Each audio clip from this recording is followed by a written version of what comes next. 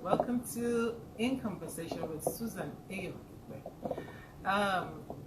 This is a very special day for me because I'm with a very special person and we're discussing something that is dear to my heart, the business of fashion. Most of the time you find that that is something that everybody has a different point of view as regards doing fashion in Nigeria, but that is what I really want to talk to my guest about today. How it's like doing business in Nigeria pre and post COVID-19. Yes, COVID-19 has kind of like changed the way things are done globally now. Nobody was ready for this, and suddenly it came into our lives uninvited.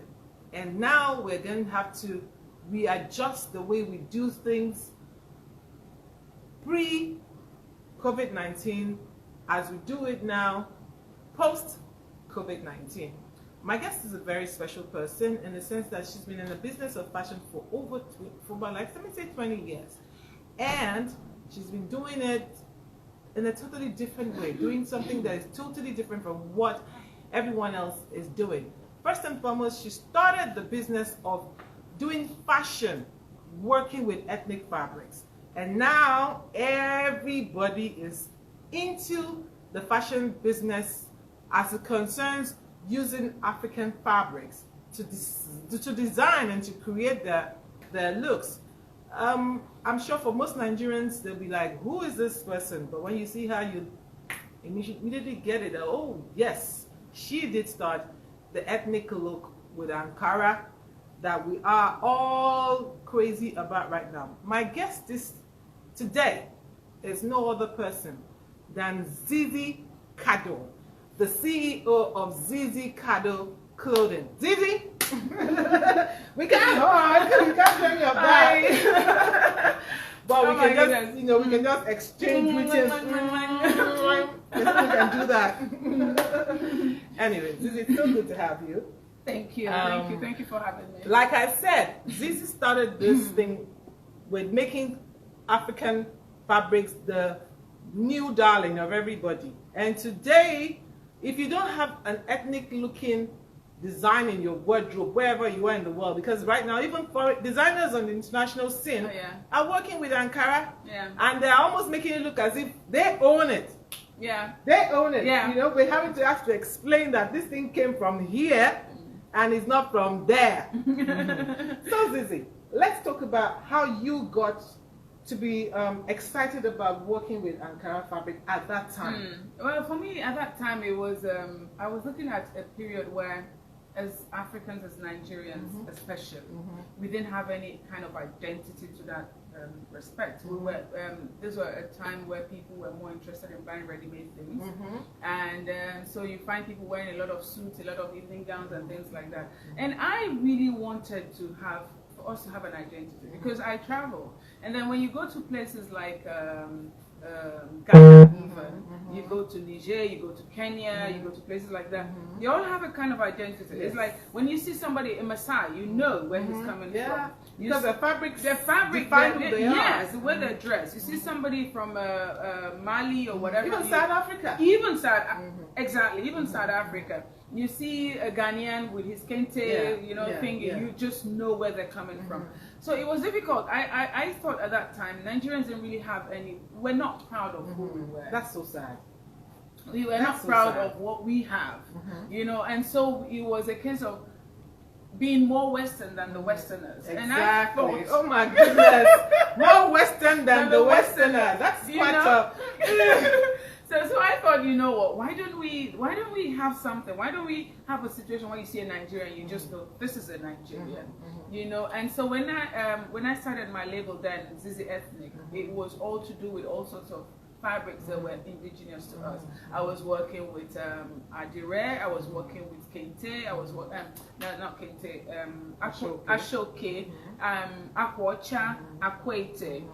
There's even the one I got from riverine areas. They call it Kurukurubite. Wow. They call it So I looked at all the kind of fabrics. Even when I won the designer of the year, it was the fact that I made a research on the fabrics that we have and things, and those are the, like, for the evening gown or the wedding outfit I presented, it was made of aquatic. How did people respond to you using that kind of fabric when you Oh, it was not easy. Even in the shop, it was not something that was well accepted. Okay. I would Did that bother you? Well, not really, because I just, on a normal day, my idea of living is anti-establishment. Wow. And I reflect that in my designs. I'm somebody who, I want to be me. I do me. I do not think of wanting to be somebody else or impress anybody or anything like that. So it kind of like reflects in my designs. So how did the Ankara part become a stronger influence for me, your creation? Because we do a lot of Ankara in the, I mean, you go to the marketplace, though it was relegated just there. You see a lot of women tying Iran buba.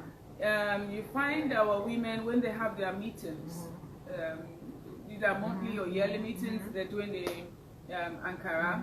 And just a regular rapper, as just a rapper, or yes, Iran buba. As just a rapper, and then they have the. It was just like that, and then you know, like sometimes when people give birth, they give you wrappers, and then the wrappers are not really for anything but to wrap the baby. To wrap the baby. Oh my goodness! Oh my! It was part of the present then, and sometimes there's the ones they call the peace wrapper. Yeah. So those are the wrappers that they relegate to. Okay, this baby can be peeing on this wrapper, and it's fine, you know. So, that's horrible. well, that's what we have. That's what we had, and then it was working for us. But then I said, you know what? It was inexpensive to a certain degree, if you ask me. And I looked at it and said, a lot of homes get broken, or you see fights where you see the women fighting to. For the monthly wrapper, and you have to have it, and you see fights in the house. Oh, you've not bought mine. All the other women's have gotten, and then it was what they call the abada. And those were expensive. That's one that are now called Hollanders, or Blisco or something like. You know, they were very expensive, and so you find people always as issues, or you find even their shebi then that they had were mostly laces. And you were talking about not cheap. I think for most people way back then, the lace was more like the high class thing to wear. The Ankara was more like for the downtrodden, the poor people. And amazing that it's come the other way around. So I said, no, what we can do, we can turn this around where you don't have to break a bank to look good. So that was my motto when I started, that you can look good without having to, you know, negotiate with your blood or kidney or something like that, just to just to have an outfit. You can look good without being expensive, and that was it for me. Okay, when you now look at the time you started out in the fashion business here in Nigeria, it was also a time where a lot of people are just trying to get used to having to see Nigerians in the fashion industry becoming celebrities as it were because of the work they're doing. But for you back then, 2000, how easy was it for you to get into that circle of being a creative person in Nigeria? It was not easy because back then there was this very myopic mindset about design, about fashion. And, a lot of people didn't understand what fashion was. I mean, for them, fashion is going to a boutique and buying an outfit, and that's it. And so, trying to change the norm was, I think that earned me quite a lot of backlash. On savoring it, like wacky, eccentric, and all those kind of things. But would you want to agree at the point that sometimes your design came across as, she must be really because eccentric that's in the her whole way. idea of design. Design means creating something new. It means pushing the box. Like I said, my designs are more of anti-social establishment. It's more of going against what is regular. It's like the phones we have. Every year or every other month, they come up with a newer model. You know, and that is what design is all about. Because you need to be ahead of of your time, peers, yes, and things like that. And for me, I think I was, to a certain degree, I think I was too forward. I was too fashion forward with my design, because as at the times they were coming up, they were not ready for it then. People were not ready, and so I look back now and some of the designs I had then, and these are the things that I just raving now. Wow! Have you ever thought of revisiting your closet and bringing some of those designs back for people to see? Yes, amazingly, I do on my Instagram now. I'm doing a lot of throwbacks. Okay. And there's this sarong thing I just put up lately. There's a sarong skirt, and this was what we did. We first launched that 2001. Wow. And then we had it on a show we did at Eco Hotel for 2006, and it only 5 years after. Yes, it only started trending, I would say 2 years ago. You see this sarong thing, this wrapper, and people have it only started. Funny enough, I know that there was a designer who kind of like took over that. Yes, and it became. And how did you feel seeing that? Well, what do you do? That's why I say sometimes I think I'm fashion forward, so I'm now learning to curb my expressions. Okay. To a certain degree, I'm not learning to curb it. Like, okay, you know what? Maybe they're not ready for this yet. But the beauty of it now is you have access to other international shows and things, and so those outside of Nigeria. But you were doing your own shows, and they were kind of like different from what everyone else is doing. Yes. What would you think explains why you wanted to create something totally different from what everyone else, the regular red runway look? That wasn't what coming from Zizi Cardow. No, it wasn't. Again, like I said earlier, it is that. I think when I look at it now, with what you're asking me, I think there's a bit of a rebel inside of me. I think there's a bit of a rebel. So, so it comes out in those instances. It comes out in my work, and for me, the runway is a canvas. You just paint. You just do just let your imagination flow. And it's unfortunate that back then a lot of people could not differentiate between the runway and what actual design is all about. So people, or even me, they could not separate me from my work. Okay. So you see people, when they see your work, they're like, oh, that is Zizi Cardow, and that is who she is.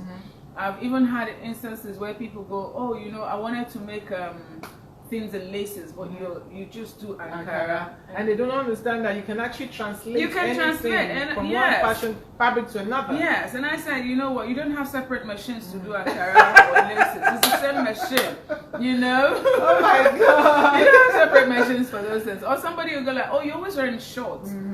And I figured, I wanted something longer. Well, that's what you love. You don't wear what she likes. Exactly. This is me. The weather is too hot, and why do I want to suffer myself, simply because I want to conform to what is society, Everybody's got their own special style or preferences or something like that. And this is just me. Okay. I asked a lady one time, I said, does it mean if I'm wearing long things all the time, then that means I cannot sew anything that is short? And she couldn't answer that. Wow. So, it was difficult for me at that time, trying to educate people to understand that this fashion is about design, it's about pushing the boundaries, it's about new creations, it's about fabrication and so many things. And most times it's like even abroad when you see the haute couture collections, it's not some of them are wearable art. Some of them are just like art itself. For you, just for the aesthetic. Yes, exactly. But that seems to be something a lot of the designers here never seem to understand. Yes. And so when you go to a fashion show that a Nigerian designer like yourself has put together, and then you see the runway look they're doing, how does it come to you? Or how do you receive some of these designs? What does it make you feel about whether we are ready for the international market? To a certain degree, I think we're not ready. Wow. I think we're doing a lot of shows for the show, not for the market. Not for the market. So you find people doing a lot of copy paste. which if you go outside, I can promise you will not be allowed to show most of those things. Wow. I think it had happened exactly what you said. I remember there was a Nigerian designer who went to South Africa and couldn't show. Yes, because I remember that one. Because her collections were not original, they were not authentic. And it was written about, they actually wrote about it, actually mentioned it, even though she was not allowed to show that, you know, this person from this country showed a collection from another designer that was like 3 seasons back. Yeah. So what would you say needs to be put in place to checkmate those? Yes. I think it would have to start with our style writers. We as style writers really need to know what their game is. They need to understand what fashion is all about. They need to understand that. They need to understand the seasons, they need to understand the fabrics, they need to understand their structure, they need to understand the fashion language. But for most of these people too that you're expecting to understand, some of them do not quite, you know, they will tell you, oh, we don't do seasonal fashion here in Nigeria. So why would that count in this environment? And then, so they might not be flowing in them thinking, in their own way of thinking, like you're saying right now. Well, I mean, whether it's seasonal or not, the fact is that you understand the language that comes with it. Even if we don't do spring, autumn, spring, summer, autumn, winter, we are constantly in summer. Yeah. So we might as well do those collections. We might as well, yes, we might as well do. Well, most of what we do is summer collections and haute couture. So you, the writer, need to understand what and who her signature is. If this person's signature is all about asymmetric, you understand that. You understand each designer. You understand for that designer that went to South Africa and could not show was because what the stylists and people that were working behind the scene understood. They were in line with what the fashion trend was at the time and what it is, whose work is work, and that was how they were able to recognize that no, this is not your. This is not your. It's not your work. It's not your. Yes, this is. We've seen it somewhere. Yeah, I remember quite. You understand? So if we have style writers here who would really take the time to educate themselves to that level where you attend the fashion show and you can critically critique the person's work. Yes. That might make some of those designers sit up. I got you. You know, when you wake up and you go to a show and it's all about, okay, the hors d'oeuvres and the champagne you drank and, you know, and then you go like, okay, what do you want me to write, you know? They ask you that? Oh, yes. Do that? Oh, yes. And then it doesn't make sense anymore. Wow. You know, like I said, I've been to a show once where there was another style writer, and I got home and the style writer called me and she was like, oh, Zizi, I saw you at the show, yeah? And could you explain to me what fabrics were used at those shows? Wow. And it wasn't my collection, it was somebody else's show. Wow. And I'm like, excuse me, you're being paid for this job. Exactly. Why should I tell you what fabrics were used? Then why are you doing the job if you don't have a I think clue? another problem that I would say, coming from that sector, is that I think for some of them who find themselves in business, they were not trained to be writers for that particular sector. My point, why I said they should endeavor to train yourself to get to that level. If you know this is your passion and you actually want to excel in it. What's this lady of Vogue? What's her name again? Anyway, the big lady of Vogue. How did she become an authority? Anna Wintour. Yes. How did she become an authority? Yeah, she's like, she doesn't talk about you, you are not important. That is it. How did she become an authority? Because she understood the business. Yeah. She knew what was what. And she lived the business. She lived, thank you, she lived the business. So instead of us here, we're having a fashion show and you're bringing in celebrities, it's not going to help anybody. I got you. It's not helping any designer. I think what is usually the norm here, we copy too much. Yes. Okay, they do it at the New York Fashion Week. They bring in all the celebrities. You've forgotten that some of the celebrities are either attached to that brand.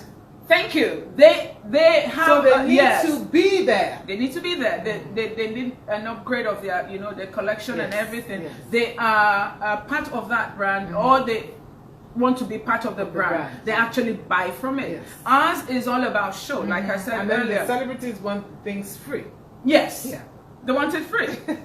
How do you deal with this? No, I deal with I tell them I'm sorry.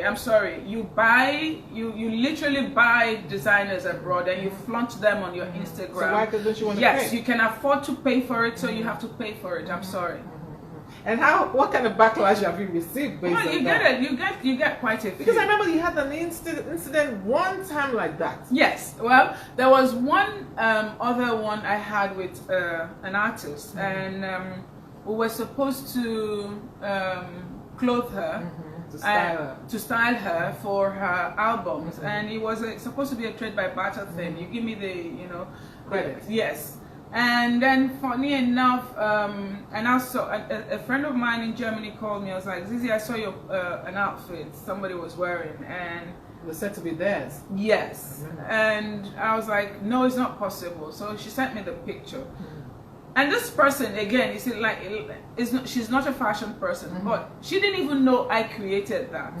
She was in Germany, but she saw the work and she said, only Zizi can do this. Yeah. I know this is Zizi's signature. So she just said, would this be your work?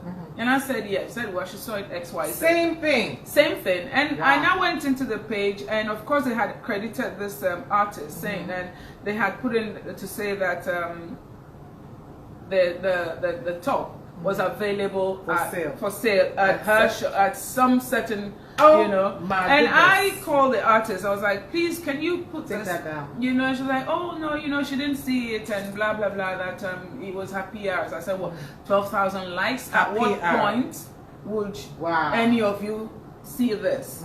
12,000 likes so far.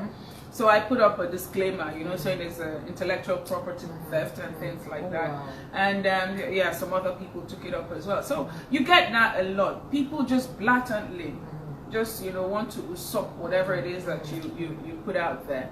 And again, like I said, if we had a functioning style regulatory body, yes. And I think the style writers would actually form that regulatory body. They don't have to come together and say, you know what, we're going to form a committee, we're going to do this. It is just them talking about these pieces would make people start, like, what, oh no, I'm not going to do this because they might call me out. They will call me out. But when you keep lauding those that, are flaunting all the rules. And you know what is even sad is that you find that at the end of the day, sometimes it happens to a lot of the young up-and-coming designers. They do a collection, maybe someone buys that collection, buy one of the designs from the collection. And a bigger designer who has a bigger platform kind of like steals that and presents this thing because whoever it was who created this did not have that kind of platform. That is where the writers protect. That is where they come in. Because like I said again, if you know somebody's work and you've seen it, whether it was on a big platform or not, it is your duty to report that. To say, you know what, even if you don't come out and say, hey, you did it. There's a way you can have the language to write it. There's a language. That's why I said you understand the fashion language.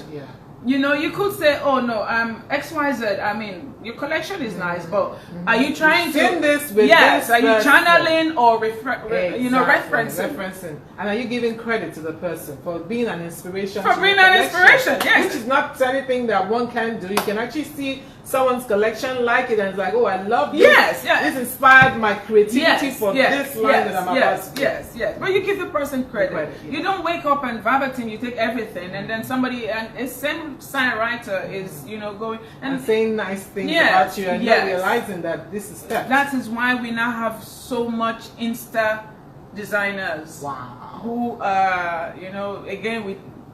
because we don't understand the language, that there are tailors, there are seamstresses, there are designers. So we just put everything together. And as long as we're not serious on that in that aspect, the world will not take us serious. Totally. I agree. But let me just take you to talking about the environment, the period that we're in right now, and how that has kind of like put the world to a standstill. And I'm talking about the COVID-19 pandemic that we're battling with. Pre-COVID, how would you say the business of fashion has been before this whole Well, I would say business was It was very good. At least. Business was very good. Yeah, Nigeria is it's a bubbly place. It's a place that something happens every other day, every other weekend, and you know, things. It was very good, and I still have that belief and faith that it's going to get back better, you know, to what it is, because we cannot, unlike the counterparts abroad, a lot of them now are looking at ways how to, you know, go online, reinvent, you know, and all that. And again, like, since we don't have seasonal things, we still just have to be based on what we like. Somebody like me that runs a boutique, what I'm looking at, what I'm seeing is a case where once this blows over, we're just going to go back to what you were doing before. Yes, because online is not something that is. It's a good business, but most times I've seen people that complain so much about the online business, you know. Sometimes you get to pick up what you don't really like. Yes. It doesn't look exactly like it was, and then you now find yourself stuck with something. Yeah, so we're really still into that brick and mortar kind of situation. And so the transition, like it would be abroad, would not be the same for us here. You know, a lot of us actually believe in wanting to see who you're dealing with, and not, that's true, you know, and even trying out what you're buying. You know, that is for me. The experience of going into the store and actually buying, is amazing for me. It's like that makes me actually want to wear the dress. Yes. But when you get it packaged and sent to me, I don't get to feel it, to dance in it, to, you know. And then when there's a problem, what do you do? Exactly. You know, what do you do? So I see a situation where, though it's down now, but I think we're still going to go back to what it is. We have that can-do spirit. I think it will take a lot more than COVID to break us down. I think so. Okay, so post-COVID, what are the things that you think should happen for that industry to be vibrant like it was before this whole pandemic happened? I mean, what you, looking at it from your own point of view now, what you want to do, you know, to bring that vibrancy back to the business of fashion in Nigeria? Oh wow, that is, I mean, we're now at the point where it is so difficult to, you know, actually plan ahead, you know. I think what also I missed out in saying earlier is one of the reasons why I believe strongly that we're going to bounce back is the fact that we don't have malls or stockists. Okay, I got you. For our goods. So any which way we look at it, once this whole thing is over, we're just going to go back to what doing business as usual. Doing business as usual. I mean, abroad it's a lot easier because when they have stockists, they have people that buy your things and all that, and then you have malls that stock it, and you have even individual boutiques. But can I ask you something? Why do you think it's been difficult to get that? Stockists, buyers, malls that take clothes made by Nigerians? Because right now we have so many people who say they're designers, you know, that, you know, copying someone else's work or whatever. Yeah. What would you say has been the stumbling block for that happening, where we'll have stockists that a designer can create their work and they're actually stockists and buyers for that work without you necessarily having to depend on just your boutique, you know, carrying your brand? Well, I think there are a few concession stores, but not as much as will take in the amount of the designers that we have now. And the few that I've spoken with always has, and I did try as well with one, and I got the same thing, that you bring in your stuff, and I went back to restock, and the next thing I saw was some of my creations already in their store as their own brand, you know. And don't you have a right to sue such a so brand? I just it was a boutique, Oh, So- a boutique, sorry. Yeah, so they just Oh, my started goodness. making things from different places that looks like mine. So I was like, okay. So I just took my things out of the place, and I think I know where you know, and I took it out of the place, and then that's been a complaint from a lot of a people. lot of who people, took even their yes, stuff there. I even spoke to another lady who has a concession store as well, and she's like, you know what? I remember that conversation. It was at the British Council, and she said, Zizi, I am really angry with you. I was like, oh, why? What did I do? She said, you made fashion business look so easy. I was like, what do you mean by that? She said, because of me, she actually opened up this thing, thinking it was, you know, as easy as it looks. And she now realized that it wasn't. Then on top of everything else,